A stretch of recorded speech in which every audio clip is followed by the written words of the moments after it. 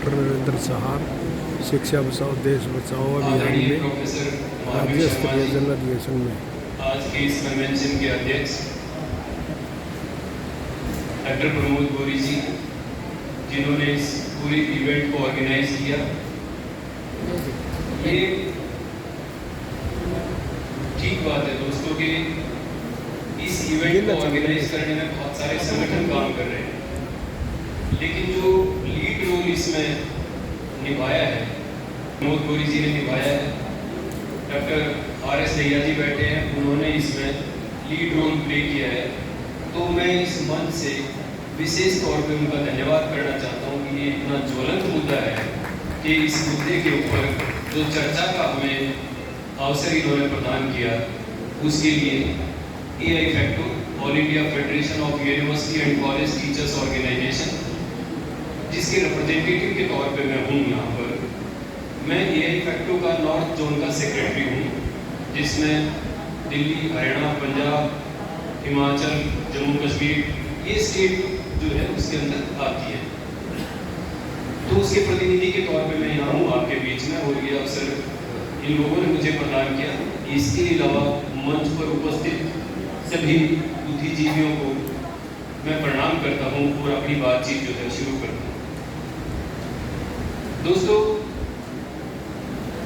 इसका इंट्रोडक्शन ज़्यादातर प्रमोद जी ने रख दिया कि ये एजुकेशन पॉलिसी किस तरह से हमारे बीच में आई, और ये एक ऐसे समय में सरकार ने इंट्रोड्यूस की जब पूरा देश एक आपदा से घिरा हुआ था, और उस कोविड के दौर का फायदा उठाते हुए सरकार ने जुलाई 2020 में कैबिनेट अप्रूवल के साथ इस पॉलिसी को पूरे हिंदुस्तान में लागू कर दिया।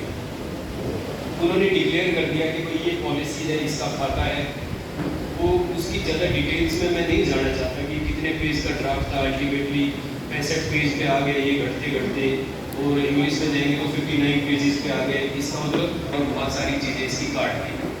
तो जो कस्तूरी रंगन कमेटी जिसने बेसिकली इसको फ्रेम किया, और उसके बाद जिस तरह से इम्प्लीमेंटेशन पे आया, तो बहुत सारे इसके सेगमेंट्स जो हैं वो निकल गए इसमें से बाहर, तो उनको हम लोग पढ़ नहीं पाते हैं बेसिकली।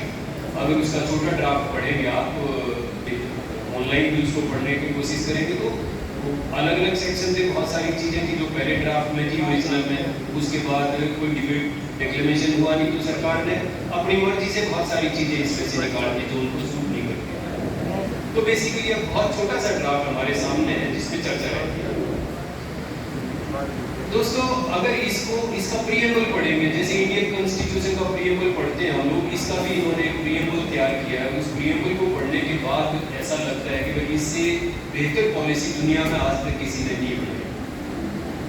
आज तक किसी भी देश में, मैं ये कह रहा हूँ, अगर प्रीएम्बल पे जाएंगे तो मैं दावा करता हूँ कि इससे अच्छा प्रीएम्बल आज तक किसी भी एजुकेशन पॉलिसी का लिखा ही नहीं गया।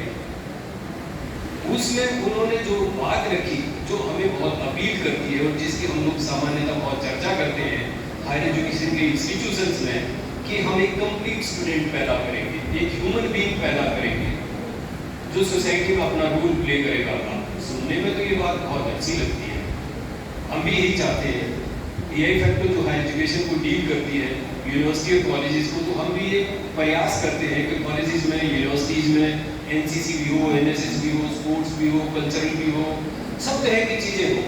वो इसीलिए रखी जाए वहाँ से निकल के आए, वो डिबेट में भी हो, डिक्लेमेशन में भी हो, डांस में भी हो, सब तरह का स्टूडेंट हम लोग पैदा करने का प्रयास करते हैं।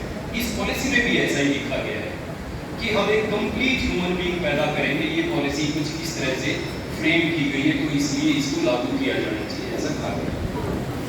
जो प्रमोद जी ने मुझे कहा है कि भाई इसमें हरियाणा के विषय में मैं पर्टिकुलरली बातचीत रखना चाहता हूँ, इसका जो क्रियान्वयन है उस पर बातचीत करना चाहता हूँ कि जो चीज़ इतनी अच्छे से बनाई गई है, इतनी अच्छे से की गई है, अगर अक्षरश उसको लागू कर दिया जाए, अक्षरश अगर उसको, मैं विभिन्न लाइन्स उसको रीड कर रहा हूँ कि अक्षरश अगर उसको लागू कर दिया जाए, तो हिंदुस्तान का प्रत्येक विद्यार्थी एक ऐसा विद्यार्थी होगा जो अपने आप में मॉडल होगा, और उस मॉडल जैसा मॉडल दुनिया में कहीं नहीं होगा।